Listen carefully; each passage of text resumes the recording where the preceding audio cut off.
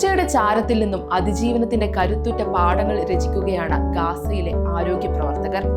വംശഹത്യയുടെയും കടന്നാക്രമണങ്ങളുടെയും ഇടയിൽ ഗാസയിലെ പ്രശസ്തമായ അൽഷിഫ ആശുപത്രി അടക്കം ഇസ്രായേൽ സൈന്യം തകർത്തെങ്കിലും ആ തകർന്നടിഞ്ഞ കെട്ടിടത്തെ തന്നെ തങ്ങളുടെ വിജയഗാഥയ്ക്ക് സാക്ഷിയാക്കിയിരിക്കുകയാണ് ഒരു കൂട്ടം ഡോക്ടർമാർ.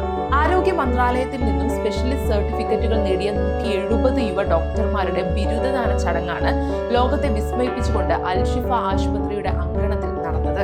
ആയുധങ്ങൾ കൊണ്ട് കെട്ടിടങ്ങൾ തകർക്കാമെങ്കിലും ജനങ്ങളുടെ ആത്മവീര്യത്തെ തകർക്കാനാകില്ലെന്ന് ഈ ചടങ്ങ് തെളിയിക്കുന്നു. തകർന്നടിഞ്ഞ ആശുപത്രി കെട്ടിടത്തിന് മുന്നിൽ ഷീറ്റുകൾ വിരിച്ചും കസേരകൾ നിരത്തിയും ഒരുക്കിയ ലളിതമായ വേദിയിൽ വെച്ചായിരുന്നു ഈ ചരിത്ര മുഹൂർത്തം അരങ്ങേറിയത്. പഠനം പൂർത്തിയാക്കിയ സ്ത്രീകളും പുരുഷന്മാരും ഉൾപ്പെടെയുള്ള ഡോക്ടർമാർക്കൊപ്പം നിരവധി ഫലസ്തീനികളും ഈ ചടങ്ങിന് സാക്ഷ്യം വഹിക്കാനെത്തി. തങ്ങൾക്കിടയിൽ നിന്നും വിട്ടുപോയ രക്തസാക്ഷികളെ സ്മരിച്ചുകൊണ്ടായിരുന്നു പരിപാടി നടന്നത്.